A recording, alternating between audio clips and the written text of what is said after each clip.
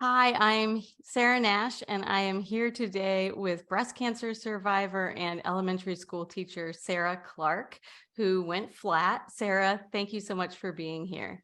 Thank you for having me. Tell me about your experience going flat, maybe starting with how old you were when you were diagnosed with breast cancer. So I was diagnosed in July of 2020, so kind of the peak of the pandemic, which was difficult in and of itself. And then adding that cancer diagnosis was interesting. So um, this is kind of probably might sound strange to some people, but I kind of always thought that I would get breast cancer at some point in my life. Both of my grandmothers had it, and I don't know how to explain it, but it was just kind of this feeling I had. And my mother's best friend had breast cancer and went the reconstruction route and had complication after complication. Has always said that she wishes she wouldn't have done it, the reconstruction. So I kind of always had in the back of my mind that I wouldn't do reconstruction and I would go flat if, God forbid, that was ever, my story. So I knew at the start that I wanted to go flat and I didn't want reconstruction. I kind of wanted to just be done with it. I didn't want to keep having more surgeries and, you know, prolong the treatment and recovery processes. You knew the suffering that Yeah. came with reconstruction. Okay. And I wanted it to be kind of like a clean end. I didn't want to keep going if I didn't have to. Both of my grandmothers had um, just the single mastectomies, and they did not have reconstruction on those sides. So I knew that you didn't have to have reconstruction, but I didn't know about aesthetic flat closure at the time, which I wish I would have. I wish I would have known to do more research about that, and I wish that my doctors would have kind of led me that way. So tell me more about that. Like, you knew you wanted to go flat. Mhm. Um, how did those conversations come up? And then what wound up happening with your surgery? So I want to start by saying I love my team of doctors. They were amazing. But the plastic surgeon that I saw, because they have to, you have to still see the plastic surgeon. Um, and so she was telling me about all of the different options, like she has to do all the different reconstruction options. And I said at the beginning of the appointment that I didn't want reconstruction and I wanted to stay flat. And I could kind of tell like her demeanor changed after that. Um, she wasn't, she just, I don't think she wasn't very supportive of it.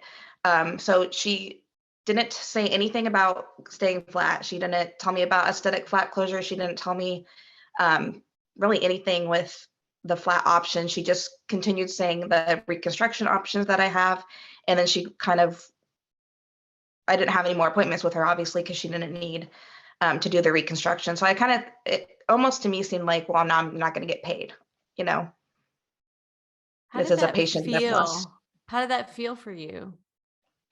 I just kind of felt like I wasn't being taken seriously because even my breast surgeon was talking to me about leaving some skin in case someday I wanted to do reconstruction. And, since I was only 28, well, maybe I want to someday. And so I just kind of felt like I wasn't being taken seriously because of my age and because not a lot of women maybe choose that option yet. Um, so that was kind of disheartening because you're going through this big thing, and I had my mind made up, and my mom was supportive. She was with me in all the appointments, and yeah, so that was rough. Did it make you doubt yourself that they were kind of saying maybe you want to leave skin in case you change your mind? Did it make you doubt yourself, or were you just solid on this?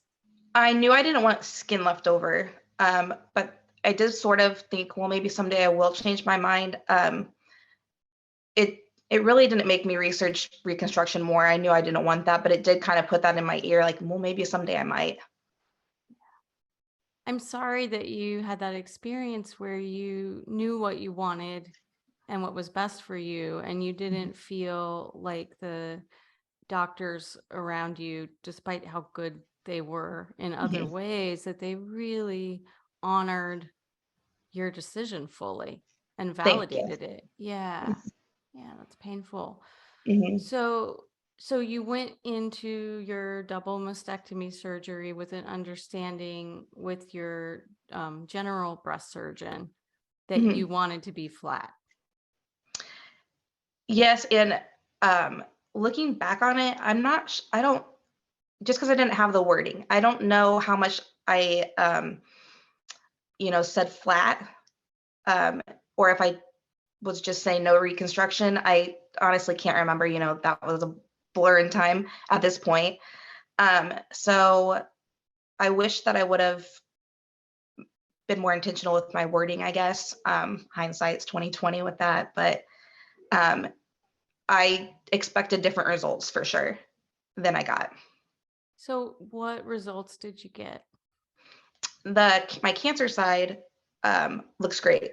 It's totally flat. It would be how I would want the other side to look.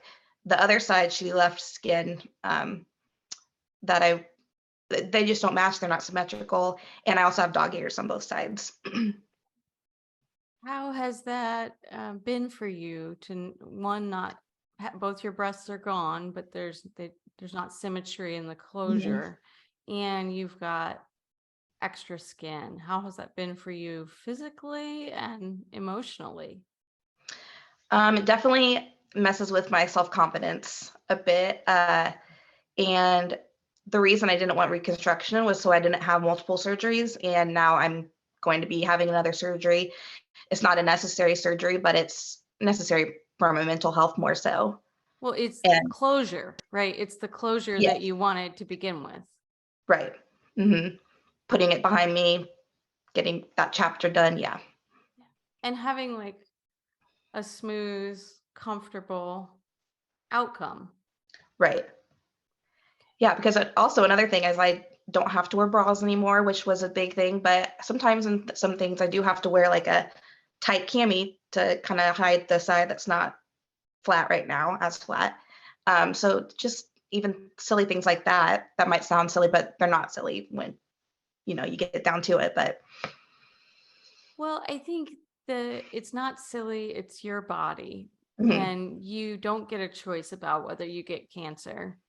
right, And it is so important that we respect patients' choices about um, the outcomes that we want for our body. I'm mhm. curious, like, have you ever talked to your doctor about like, why did you leave me so much skin on this side? I think I would be intimidated to have that conversation. So, um, Yeah, I am intimidated about it, and also, I'm also a little nervous to see her again after I get the surgery because 'cause I'm going through a different surgery or place for that, and I'm almost nervous to be like, "Oh, I didn't love the work that you did, and now I'm here with a different result," but, I mean, again, it is my body, and I'm sure if she's offended, that's fine, I don't know.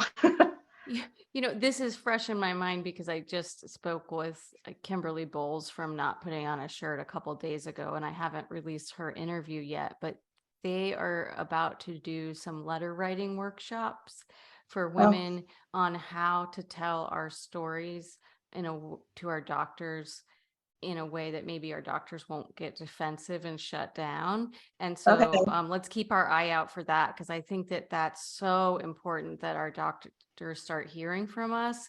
But I right, know I need some help learning how to say things in a way that feels safe for me and maybe could feel safe for my doctors.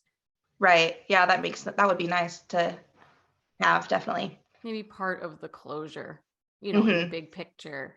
Um, So yeah, so it sounds like you don't know why she did that, and that's certainly not what you wanted. And it um were you single at the time of your double mastectomy? Were you in a relationship? Yeah, I was single for the entire, treatment process from Yeah. pretty much start to finish. Okay. Yeah, and I figure in the middle of treatment is not usually when we start dating people, Yeah. right? So how did you feel kind of coming out of your um, well, it's not quite flat surgery, right? But coming through that and thinking about dating again. It was something that pretty much before I would go on a date with a new person, I was kind of letting them know, by the way, this is my story a little bit, and I went flat. Nobody really seemed to care, but I kind of wanted to put it out there just so we didn't have like awkward moments about it. And I think that also was kind of my self-consciousness getting ahead of it, so that they weren't like, oh, what's up with that? Which I'm sure they wouldn't have been, but the things we tell ourselves in our own heads. Do you remember what it was like, taking your shirt off for the first time with a partner? What that felt like to do? Um, I'm trying to think. That I think that I just had developed so much trust with her that it wasn't as nerve-wracking as I kind of would have thought at first. Um, so I don't have this big memory of that because just wasn't a big deal as much as anxiety had told me it would have been at first. But yeah, so that's That's a good lovely. thing. That's an example Mhm. of like the fear it doesn't actually hold true. Exactly. Hmm. Oh, sounds like you got a good one. I do. And you're married now. Yep. We got married in July of 2022. And your wife, does she talk, is it just like a non-issue for her that you don't have breasts, or do y'all talk about it? Like, how does that come into the relationship or not? Um, she kind of lets me guide that conversation. And really the only times that it even comes up is if I have an appointment or when I found this new plastic surgeon. I did talk to her about that because, going through surgery is a big thing. And we just discussed it. And she's just like, whatever you need to do to feel better about yourself is fine, but I love you either way. So, which is always nice to hear. It is, it's very reassuring. Hmm. Any memories or challenges for you going back into the classroom with your new shape? So I teach elementary school, and kids are brutally honest. But I've been at the same school. This is my ninth year there. I even did my student teaching there. And it's a really small community, and I always had amazing support from them. And all of the students knew, about my diagnosis, and I was in and out of the school the whole time, so they saw me with my caps on with no hair. And I think that helped a lot. Um, I'm sure nobody said their parents didn't say to them that I'm going flat or anything like that, but I kind of expected some questions, but I never had anything.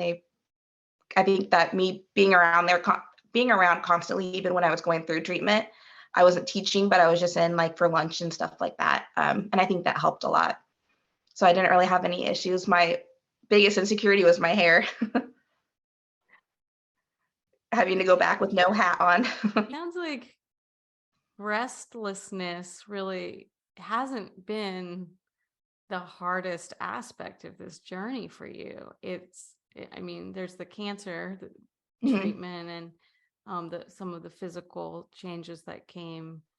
Um, but what would you say?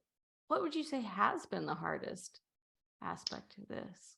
Um, Honestly, the hardest part for me was losing my hair. Losing my hair was harder for me than losing my breasts, definitely. Do you I mean, that makes sense to me as a woman, like, Yeah. but I'm curious to even just a little more about what do you think it is about your hair that was so even more significant to you than your breasts? So um, I was always large chested, so I always also was wondering or was looking into getting a reduction. So I think that since that was always in my mind too, and I had back problems really bad. So to me, that almost felt like a relief getting them gone. To get the weight Um, off of you. yeah. Okay. And clothes fit weird, all those things. But my hair, I always had long hair. Um, I loved doing hair. I loved curling my hair. I loved braiding my hair. And so it kind of felt like part of my identity was gone. Do you have a revision surgery scheduled?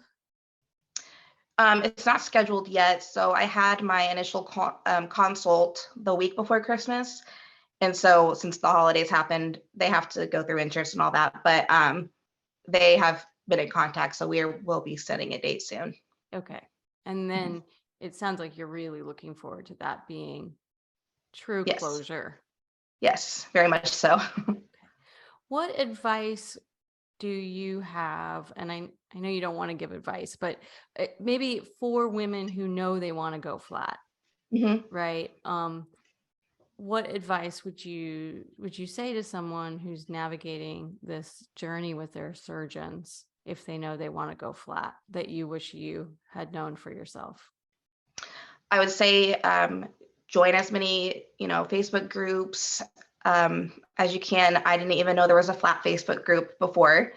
Um, so I would say that people on those groups are really good about posting pictures. And I would bring pictures into my surgeon if I were doing it over again, of what I wanted and what non-reconstruction meant for me. I think that's the biggest thing is bringing pictures in, knowing the wording for what you want. I didn't know, I had no idea what aesthetic flat closure was, and I wish I would have. So I guess researching it more um, would be my biggest thing, and bringing in pictures, definitely. Yeah. And I'm aware, unfortunately, that even when women do those things, they don't always wake up with a true flat outcome.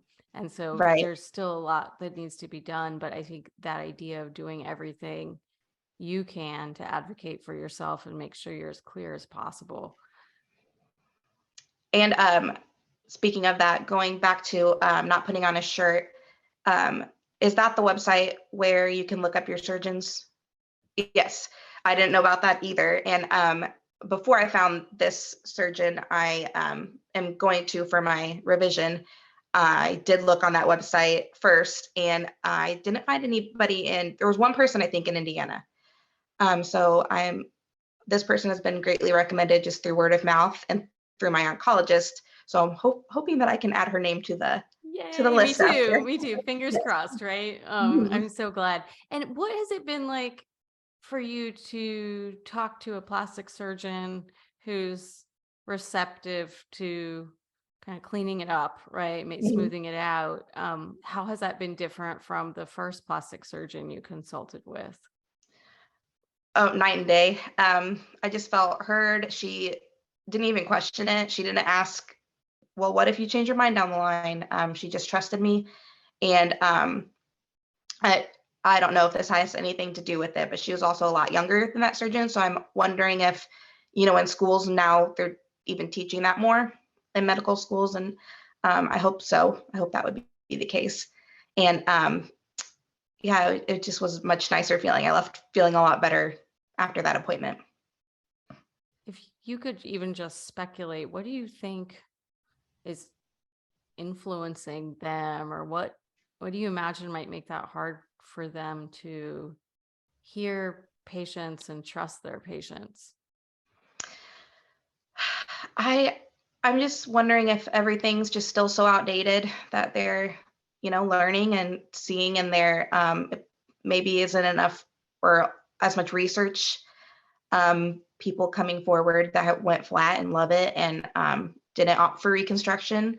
So that's why I'm kind of any opportunity I can to talk about it, I'm doing it. And I'm just hoping that that narrative will change sooner than later. Yes. Is there anything else that you would like to touch on for this conversation? Um, Going back to the dating aspect of it, in all of the groups that I'm in, there's probably daily somebody who says, how'd you go back into dating after you went flat? Or I'm thinking about going flat. I don't want to do reconstruction, but I'm single. I don't think I'll ever find somebody. Um, that are that's your anxiety is way worse than it's going to be, really. And if you do meet somebody and that's an issue, that's not the person that you want to be with anyway. That people don't love you for your breasts, and it'll be okay, and you'll find somebody great. If you choose not to, that's fine too. But I just think that society, and we put it in our head so much that we need that perfect body with breasts, and we really don't. I'm so glad that you shared your story with us. And I think that I'll make sure to include lots of links in the video that you were talking about so that women can make sure they're educated and have the resources that they need to advocate for themselves. Perfect. That sounds great. Thank you so much. Thank you so much for having me.